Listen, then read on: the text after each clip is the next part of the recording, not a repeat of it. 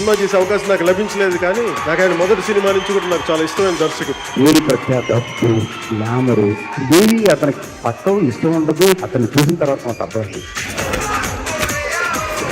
Story దగ్గర నుంచి, idea దగ్గర నుంచి, concept, hats off to you sir. చచ్చిపోయాడు సమీరాయుడు, చెప్పకుండా చచ్చిపోయాడు సమీరాయుడు, చెప్పకుండా చచ్చిపోయాడు సమీరా, చంపేసి. ఫస్ట్ ఆర్య ఈడెవడో నాకు చాలా పెద్ద కాంపిటీషన్ అని ఫిక్స్ అయిపోయాను. ఇట్స్ ఫ్యాంటాస్టిక్ క్లోజ్అప్ అంటే ఇలా పెడతా 1/4 బ్యాక్ పెట్టి ఫ్రంట్ నుంచి లైట్ చేస్తే అది నాకు ఎందుకు రాలేదు అని చెప్పి ఎంతసేపు మాత్రం పడతాను.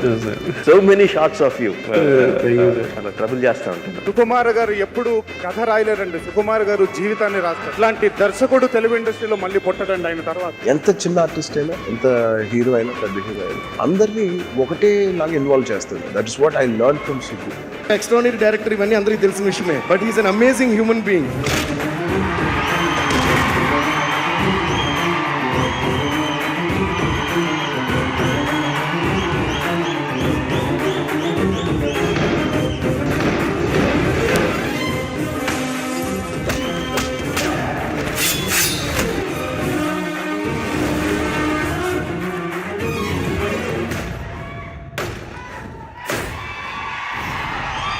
పుష్ప అంటే ఫ్లవర్ అనుకుంటున్నా, ఫైర్.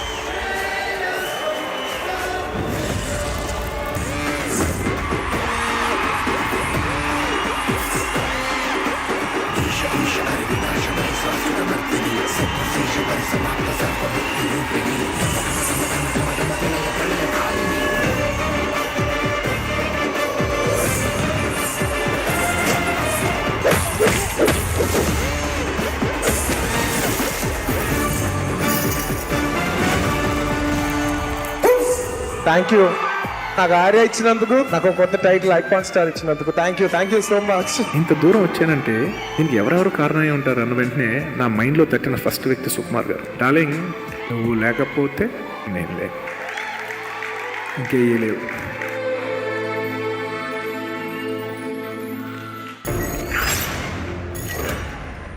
ఇంకా పగలబడి నవ్వింది, చాలా నవ్వానని చెప్పి ఇంకా ఫ్రెండ్స్ తీసుకెళ్ళింది, మొత్తం మా ఫ్యామిలీ అందరినీ తీసుకెళ్ళి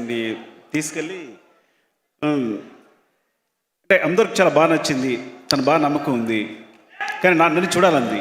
నేను చూడాలని టైం దొరకట్లేదు. 3 hours కంపల్సరీ కేటాయించాలి. సరే, హోమ్ థియేటర్లో లోడ్ చేయమని చెప్పాను. సో ఎలాగైతే ఒకరోజు చూశాను, చాలా నచ్చింది. కానీ ఇప్పుడు నన్ను బిజీలో నేను ఒక సినిమాని కాన్సన్ట్రేట్ చేసి నేను రిలీజ్ చేయడం చాలా టఫ్ అయిన విషయం. అదే చెప్పాను తనకి. సో ఇప్పుడు నేను చేయలేను, బికాస్ నా సినిమా క్లైమాక్స్ ఉంది, బిజీగా ఉన్నాను నేను, ఇప్పుడు నేనేం చేయలేను అని చెప్పాను. టిష్యూ దొరికిందా, టిష్యూ అని చెప్పండి.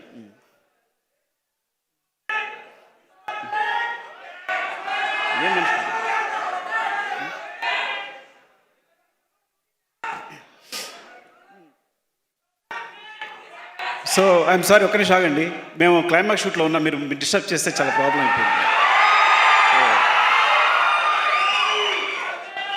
సో తను చెప్పింది ఇట్లా అని నేను చూడడం కుదరలేదు. సో ఒకరోజు అనుకోకుండా షూట్ క్యాన్సిల్ అయింది. నా హెల్త్ బాగుపడంలో చూశాను, నాకు చాలా బాగా నచ్చింది. నేను నవ్వుతూనే ఉన్నాను, సినిమా అంతా నవ్వుతూనే ఉన్నాను. సో ఇది ప్రాబ్లం చెప్పాను కదా, నాకు షూట్ ఉంది, నేను చేయలేనని చెప్తే అంత మంచి సినిమా నేను వదిలేను, నేను చేస్తానని చెప్పింది. సరే చేసుకో అని చెప్పాను. అంటే తన గట్స్ ఏంటంటే ఇంక అక్కడి నుంచి దూసుకెళ్ళిపోతూనే ఉంది. ఒకరోజు అంటే సడన్గా నాకు ఎక్కడో తెలిసింది, ఉపాసన గారికి మెసేజ్ చేసేస్తే చరణ్తో ట్వీట్ చేంజ్ నాకు తర్వాత తెలిసింది. తర్వాత నేను చరణ్ మెసేజ్ పెట్టాను, సారీ ఏమనుకోవద్దు, నాకు తెలియదు యాక్చువల్గా ఇలా తను ఏదో అమాయకత్వంతో చేస్తుంటే. No it's not a problem, తను వెళ్తుంది కదా ఇట్స్ అని. చరణ్ చెప్పాడు. Thank you Charan. అట్లాగే తర్వాత సో ఇలా శశి గారితో చూపించి మన మైత్రి శశి గారు చూస్తే థ్యాంక్ యూ శశి గారు. ఫస్ట్ ఆఫ్ ఆల్ మీరు చూసి సినిమా చూసి చాలా బాగుందని నమ్మకం ఇచ్చారు. అలాగే రవి గారు నవీన్ గారు చూశారు, అందరికీ నచ్చింది, అందుకే వాళ్ళు డిస్ట్రిబ్యూషన్ తీసుకున్నారు. సో ఇట్లా జరుగుతుంది. ఇప్పుడు ఒక ఇంపాసిబుల్ విషయం ఏంటంటే వచ్చి ఎంత ధైర్యంగా వచ్చేసి తన దగ్గరికి వచ్చేసి బన్నీ గారి దగ్గరికి వచ్చేసి నాకు తెలీదు, నేను అడిగేశాను ఆయన చేస్తానని చెప్పింది. ఏం అడిగా ఉన్నా ప్రీ రిలీజ్ ఈవెంట్ అని, బుద్ధి ఉందా నీకు? క్లైమాక్స్ జరుగుతుంది ఇక్కడ, చాలా వర్క్ ఉంది మాకు ఇక్కడ, లేని అడిగాను అని. సో తను సారీ డార్లింగ్ ఏమనుకోవద్దు, తను అడిగేసి నేను అడుగుతాను అనుకోలేని అడిగింది అనుకున్నాను, నిజంగా నాకు తెలియదు. సో చెప్పండి, నో డార్లింగ్, ఫస్ట్ టైం తను ప్రజెంట్ చేస్తుంది, అలా ఇండివిజువల్గా ఇండిపెండెంట్గా వెళ్ళాలి, యూ హ్యావ్ టు సపోర్ట్, నేను వస్తాను చేద్దాం, అదేం ప్రాబ్లం లేదు, మనం నువ్వే షూట్ చూసుకో, కాకపోతే నువ్వే నన్ను 4 o'clock పంపించాలి అన్నాడు. Thank you so much darling. అసలు అంటే నేనైతే ఈ విషయానికి ఈ చిన్న సినిమాకి నేను అడగడానికి కూడా సాహసించాను. ఈ చిన్న సినిమా నువ్వు రావడం వల్ల చాలా పెద్ద సినిమా అయిపోయింది. ఇలాంటి ఒక చిన్న సినిమాకి అంటే చూసి ఏమంటారు, నేను లక్ష్మణ్ చూసి భయపెడుతున్నా. లక్ష్మణ్ మోహన్ వాళ్ళ బ్రదర్స్ ఇద్దరు వచ్చారు, వస్తే వాళ్ళ సినిమా వాళ్ళు వచ్చిన తర్వాత నేను అడుగుతూనే ఉన్నాను, వాళ్ళు బాగానే ఉన్నారా? సాధారణంగా ఇలాంటి సినిమాకి మొత్తం మనీ తీసుకొచ్చి పెట్టేస్తుంటారు, ఫ్యామిలీ మొత్తం ఇన్వాల్వ్ అయిపోయి ఉంటుంది. సో ఇలాంటి ఎమోషన్స్ ఉంటాయి. నేను అడుగుతున్నాను వాళ్ళు కరెక్టేనా, బాగున్నారా, ఇదని చెప్తుంటూ. సో తర్వాత సపోర్ట్కి అంటే ఫస్ట్ ఆఫ్ ఆల్ ప్రొడ్యూసర్స్ గురించి చెప్పాలి. రిషి గారు, ప్రసాద్ గారు, బుజ్జి గారు, ఇలాంటి చిన్న డైరెక్టర్ నమ్మి, చిన్న డైరెక్టర్ అంటున్నాను ఏమనుకోవద్దు, బికాస్ ఫస్ట్ టైం చేసినప్పుడు ఎవరికి నమ్మకం ఉండదు కాబట్టి ఒక డైరెక్టర్ నమ్మి వాళ్ళు మనీ పెట్టడం అనేది చాలా గొప్ప విషయం, ఇలా ప్రోత్సహించడం అనేది. ఈ సినిమా అంటే ఇలాంటి ఒక సినిమాని ఇంత బిగ్ చేసింది డెఫినెట్గా డార్లింగ్, నువ్వు రావడం అనేది ఎంత పెద్ద విషయం ఈ సినిమాకి, మళ్ళీ చెప్తాను కాదు, చాలా చాలా పెద్ద విషయం రావడానికి. ఎందుకంటే రావు రమేష్ గారు హీరో ఏంటి, నేను కూడా ఫస్ట్ టైం అనుకున్నా రావు రమేష్ గారు హీరో ఏంటి అని. సో నిజంగా మిడిల్ ఏజ్ క్యారెక్టర్స్ కథలో చాలా దగ్గర మిగిలిపోయి ఉంటాయి మా దగ్గర. అలాంటి వాళ్ళు కనుక కథానాయకుడి హీరో పాత్రలు చేస్తే కనుక చాలా కథలు బయటకు వస్తాయి, చాలా మంచి మంచి కథలు బయటకు వస్తాయి.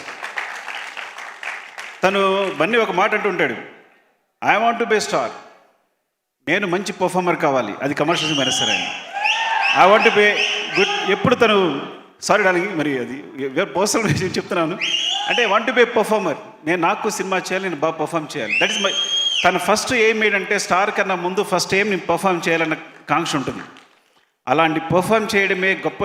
ఒక పెద్ద హీరో ఒక తనున్న పొజిషన్లో పర్ఫామ్ చేయడమే గొప్ప విషయం అనుకుంటే కనుక అట్లా గొప్పగా పర్ఫామ్ చేసే రావు రమేష్ గారు కూడా is a biggest star. Sun, celebrating 20 years of excellence in education. Come join us.